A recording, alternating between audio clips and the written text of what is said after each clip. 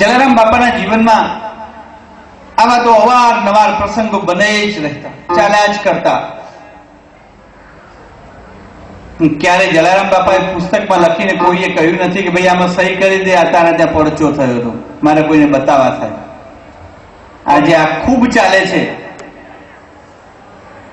કોઈ આવા જાણકારના ઘરે આવો એક પડચો મળી જાય, પુસ્તકમાં લખાવી દે, તારીખ લગાવે, સહી કરાવે અને કઈ બધાને આવે અને બતાવે કે જો આ વ્યક્તિને ત્યાં આપણો પડચો.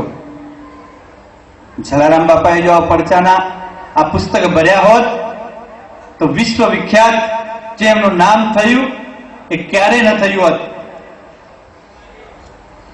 આવા જ બાપાના એક અનન્ય ભક્ત કાયા રિયાણી, એક જ દીકરો જેનું નામ ગોવિંદ. સાંજનો સમય, બે પાંચ સાંધો બેઠા હતા, સત્સંગ ચાલે. કાયા રિયાણી આવ્યા અને બાપાને પગે લાગ્યા. બાપાએ ખુશી સમાચાર પૂછ્યા.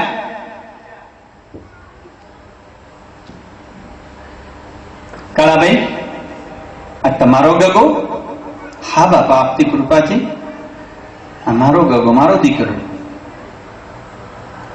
બાપા એક વાત કરવી હતી, બોલો. મારી એક ઈચ્છા, મારો એકનો એક દીકરો, હું તમને પ્રભુતુલ્ય માનું, તમારા હાથથી મારા દીકરાના ગળામાં કંઠી પહેરાવી દો. બાપા કહ્યું, હું ક્યાં કંઠી પહેરાવ્યો, હું સદાવત આપું, ટુકડો ખવડાવું અને ખાવું, હરિનું નામ લઉં.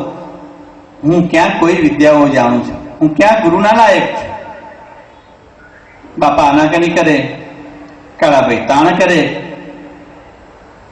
નજીકમાં એક સાધુએ કહ્યું કે ભગત, आपको ऐसा करना चाहिए. સાધુની વાત બાપાએ તરત માની લીધી. ઠીક કાળાભાઈ, જય મારા રામની મરજી, લાવો ગગાને હું આજ કંઠી પહેરાવું. ગળામાં કંઠી મૂકી દીધી, આશીર્વાદ આપ્યા અને કહ્યું, કાળાભાઈ, ગોવિંદ તમારો દીકરો પણ મારો શિષ્ય. મેં કોઈ શિષ્ય સમુદાય ઉભા કર્યા નથી, પણ આજે મેં કંઠી પહેરાવી, માથે હાથ મૂક્યો ને આશીર્વાદ દીધા. પણ ક્યારે પણ અડધી રાતે કોઈ જરૂર પડે, ટાણું કટાણું જોતા નહીં, મારી પાસે ચાલા આવજો. આશીર્વાદ આપી કાળાભાઈ દીકરા લઈને ઘરે ગયા. બરાબર 10 વર્ષ પછી રાતનો સમય, ગોજારું દુઃખ, દર્દ દીકરાના પેટમાં ઉપડ્યું. ભયંકર પીડા, સહન થતું નથી. મા બાપ ગભરાઈ ગયા, શું કરવું એનું કોઈ અહેસાસ નથી. અને મિત્રો, એક વાત પણ ચોક્કસ, સમયે તમને હરી યાદ નથી આવતો. બીજી અલગ અલગ પ્રકારની ગુમો પડી જાય. એક નાનો દાખલો, એક પોપટ સીતારામ સીતારામ સીતારામ સીતારામ ગોખાયેલું બોલ્યા કરે.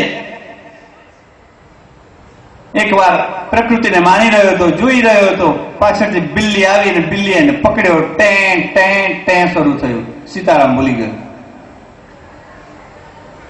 આ પરિસ્થિતિ આપણી.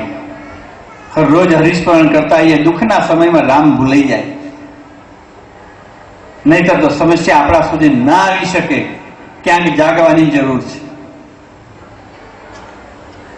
કાળાભાઈને કોઈ યાદ આવતું નથી. દીકરો તરફડે, દર્દ પરાકાષ્ઠાએ થયું. કઈ વિચારે, સમજે એ પહેલા દીકરાનું શરીર નિષ્પ્રાણ થઈ ગયું, સદામ સિધાઈ ગયું, આંખ ખુલી ગઈ, પ્રાણ નીકળી ગયા. કેવું આક્રંદ! એકનો એક દીકરો, રાતનો માહોલ, નિષ્પ્રાણ જોઈ મગજ કામ કરતું નથી, આક્રંદ કરે.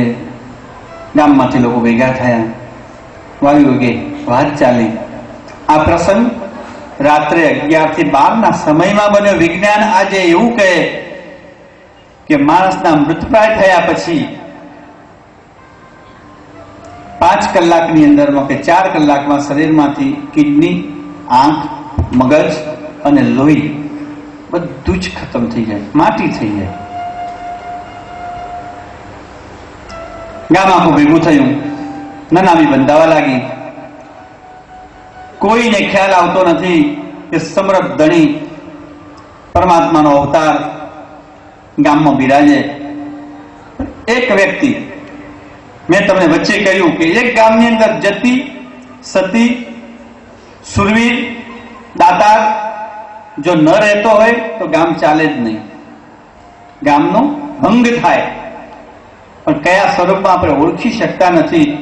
એમ એક વ્યક્તિએ કહ્યું, કાળાભાઈ, તમારા ગગાને જલારામ બાપાએ કંઠી પહેરાવી હતી અને કહ્યું હતું કે ટાણું કટાણું જોતા નહીં, ચાલે આવજો. તો બાપાને સહેજ જાણ તો કરો. એમાં એક વ્યક્તિએ કહ્યું કે જલારામ બાપા રામ નામ લે, અહીં શું કરી દેવાના? આને હવે નનામી બાંધી દો, વહેલી તકે અગ્નિ સંસ્કારની તૈયારી કરો. ઘરમાં લાશ પડી હશે ત્યાં સુધી આખરે ધવસશે. પેલા ભાઈએ તાન કરી, એની વાત કોઈ માની નહીં. એને એમ થયું કે આ લોકોને સમજાવવા એના કરતા લાવ હું જ એક કામ કરી દઉં. 4 વાગ્યાનો સમય, ડેલી આવ્યા, ખખડાવ્યું. જલારામ બાપા ડેલી ખોલી, બાપાને વાત કરી કે તમારો એકનો એક શિષ્ય ગોવિંદ પ્રાણ છોડી દીધા, નનામી બંધાઈ. બાપા કંઈક કરો. જલારામ બાપાએ કહ્યું, ઠીક ભાઈ, તમે જાઓ, એમને કહેજો કે મારી રાહ જુએ, હું ઠાકરજી સેવા કરીને હમણાં આવ્યો.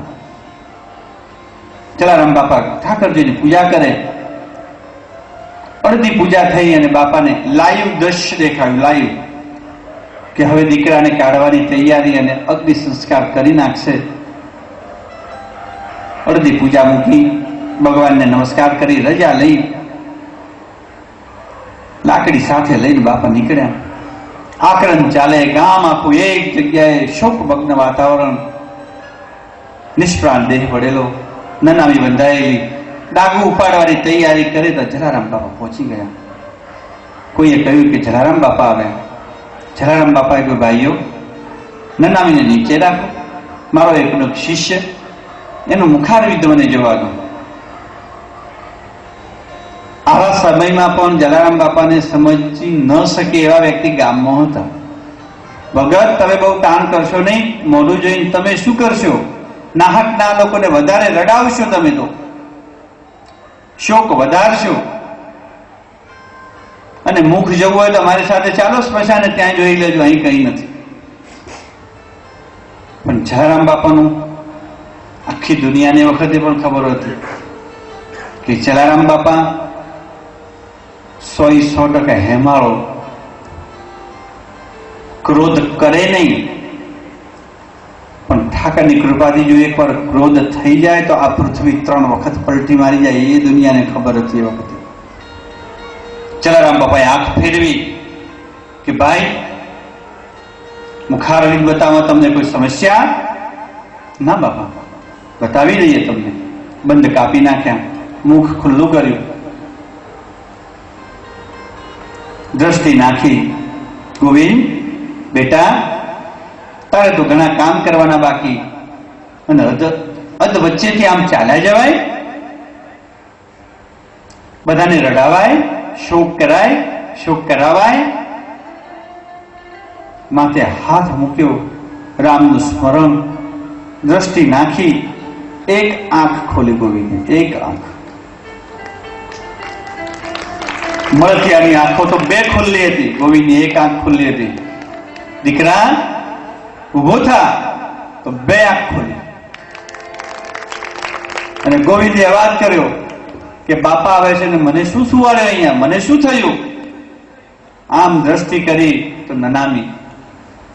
બધા જ બંધ ખોલી નાખ્યા. દોટ કાઢીને ગોવિંદ ઉભો થઈ બાપાના પગમાં પડી, અને બાપાનો જયઘોષ કેવો થયો હશે. આવા સમયે યાદ કરીને આપણે પણ એક જયઘોષ કરીએ કે આપણો જયઘોષ ત્યાં સુધી પહોંચી જાય. બોલ શ્રી જલિયાર મહારાજ. બાપાના વધામણા થયા. ગોવિંદના મા બાપે બાપાના પગ પકડી, બાપા કારણે તમે અમારી લાજ રાખી, અમારો દીકરો જીવી ગયો. બાપા એક જ સ્થિતિ અને બોલ્યા, આ તો ઠાકરજીની માયા, કદાચ બને કે નિંદર આવી ગઈ હોય, મેં કાંઈ નથી કર્યું. આ ગામ, આ જગત કેમ માને?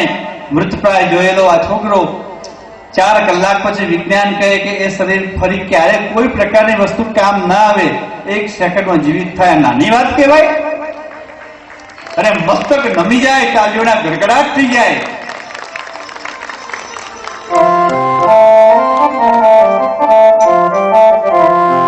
જલારામ બાપા પૂજા સંપન્ન કરવા માટે, પૂજા પૂરી ન કરાય, આ શબ્દ આપણે પણ સુધારી લેવો. આપણા ઘરે કોઈ સવારે આવે ને તો આપણે કહીશું પૂજા પતાવીને આવો, પૂજા પૂરી કરી દો. પતાવાય નહીં, પૂરી ન કરાય, સંપન્ન કરાય. પણ આપણા અભ્રંગ શબ્દો જ આપણને ક્યારેક પાછા લાવી દે. બોલીએ જ છે આપણે, હું નથી બોલતો, હું સંપન્ન શબ્દનો ઉપયોગ કરું છું, પણ આપણે એમ કે પૂજા પતાવી દઈએ. પતાવવાની વસ્તુ નથી, સંપન્ન કરવાની વસ્તુ. બાપાએ એ જ કહ્યું કે પૂજા સંપન્ન કરીને હમણાં આવું.